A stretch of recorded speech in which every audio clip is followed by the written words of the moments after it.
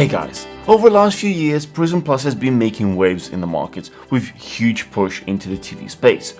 While they were innovating in the more standard LCD TVs, these were just incremental changes. This year, Prism Plus has taken a huge step with the first OLED TVs, being priced really aggressively.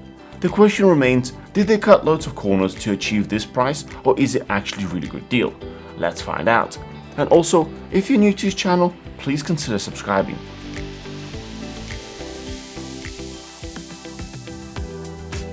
So, this is the newest addition for the Alpha series, the 65AL. Currently comes at 2,799 Singapore dollars. But like most items from Prism Plus, they always seem to have some sort of promotion with further discounts. Our unit came in with a free delivery, as well as free digital antenna and a bunch of subscriptions. We have it mounted on the Canva TV stand, and I must say it looks pretty nice. If you decide to use it as is, then it comes with a small legs and can be kept on a TV console, or alternatively it can be attached to the wall mount. The TV itself is very thin, in fact it's even thinner than our LG C1. While it may look nicer this way, it does have some drawbacks, as some OLED TVs have heatsinks at the back to display extra heat. By the way, if you buy this TV, make sure to remove the front and back protective film to ensure your panel does not overheat. In terms of specs, this is a 65-inch 4K display running at 60Hz refresh rate. It supports most of audio and visual formats such as Dolby Vision, HDR10 and HLG, as well as Dolby Atmos and DTS. It comes with 3 HDMI 2.0 ports, with one of them supporting ARC. There's also 2 USB 2.0 ports as well as an Ethernet port. For wireless connectivity, it has Wi-Fi and Bluetooth. It also has removable power cable, which is a nice touch for users that may want to change the length of it. Just like previous generations of Prism Plus TVs, this one features Android TV, which is great. It provides the most comprehensive app store that keeps on growing. Personally, I only use few streaming apps on our TV, but having more options is always better. If you've ever owned Prism TV, then you'll be familiar with this remote. It works okay and has a bunch of shortcuts for the main streaming services. I like that it's communicating via Bluetooth, so you don't actually have to point it at the TV at any given point. I still prefer the Magic Remote from LG, which can also be used as an air mouse, but that's just next level ergonomics. Now let's talk about performance. On Prism website, it states that this TV has 125% DCI-P3 color coverage. We did our own testing using Portrait Displays Calman color calibration software, and with our out-of-the-box settings, we found it has 157% BT709 color space coverage and 106% coverage of DCI-P3 color space. Performance-wise, I'm actually really impressed with this TV, but don't take my word for it. We placed it right next to our top-of-the-line LG C1. To keep things fair, we reset both of them to the factory default settings, so what you see is what you get, without any tweaking whatsoever. The first thing that is really noticeable is the brightness settings. Prism seems to be set to a much brighter profile. This makes sense as levels of ambient light in Singapore are pretty high, so you have to make sure TV performs well. In some cases, it was so bright when compared to our LG C1 that our camera was overexposed. We kept it that way to ensure both screens show up reasonably well. We also found that Prism is more contrasty and vivid to a point where colors seem to be a little bit unnatural. And while side by side, LG kinda looks bland.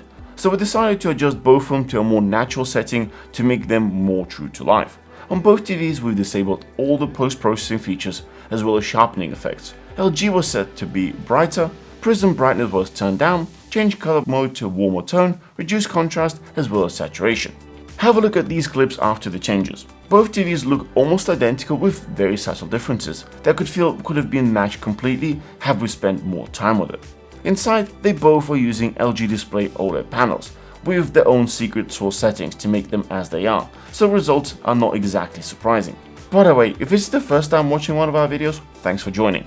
If you like what you see, I'd really appreciate if you subscribe, as this would really help us out to make more content like this, and it doesn't cost you anything. Going back to the comparison, here's a sound test starting with Doctor Strange trailer, how I listen to both these TVs.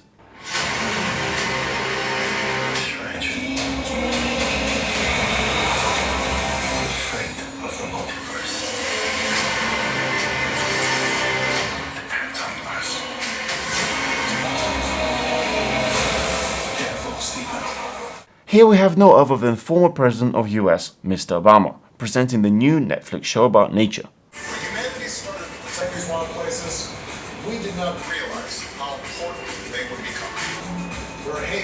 endangered species. And lastly, a quick comparison while listening to music.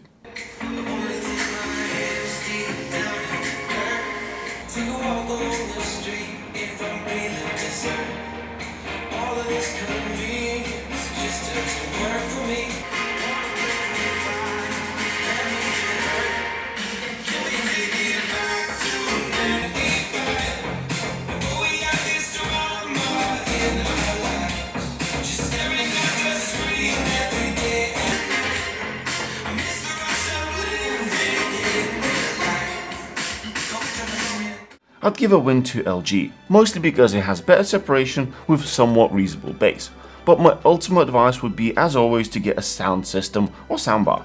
If you're spending multiple thousands of dollars on a TV, you should really invest at least a third of that amount on sound. Prism actually has new soundbars coming out. Let us know in the comments below if you'd like us to check it out. This Prism OLED TV certainly has less features than LG C1. One of the things you would lose out on is the ability to automatically calibrate the display by connecting it directly to the calibration module. LG TVs are supported by Calman software, and they sell LG home licenses for those who want to get the most accurate picture. With Prism, you would need to do the calibration in a more manual approach. There's also a whole stack of features that LG TVs have for protecting the OLED panel, such as pixel refresher, which runs every 4 hours to prevent image retention. There's also screen shift and logo luminance adjustment. I checked in with Prism and they've confirmed that their OLEDs also have these features, as it's something that comes with the panel. Main difference is Prism does not have manual way of triggering them, so they just run in the background, which for most users is probably sufficient. If we were to place this TV in LG's lineup, then it would end up right next to LG A1, as all the features seem to be very comparable. Going up to B1 would provide you better speakers, higher refresh rate running at 4K 120Hz, and gaming specific features such as variable refresh rate, Nvidia G-Sync and FreeSync. This is where it gets a little challenging for Prism, as LG is currently doing a refresh cycle where the next gen OLED TVs are coming out, driving the price of the current TVs down. As of writing this, we can find LG A1 selling at 3,199 Singapore dollars and LG B1, which is the higher end version, for 2,999 Singapore dollars. That is only $200 more than Prism, which is a great deal. This brings us well to the conclusion. Prism diving into the more premium OLED market and bringing low priced TVs with comparable performance to LG is very impressive. There are a few things they can improve on, mainly toning down the saturation to make it a little bit more natural out of the box, to save the average user the need of adjusting it.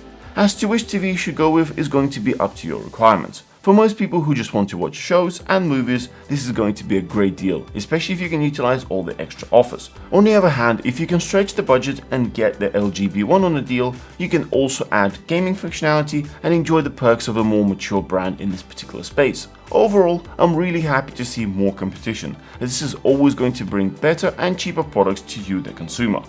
If you want to check out any of the items covered in this video, the links are in the description below. I hope you found this useful. Don't forget to smash the thumbs up and subscribe for more. We'll see you guys in the next one.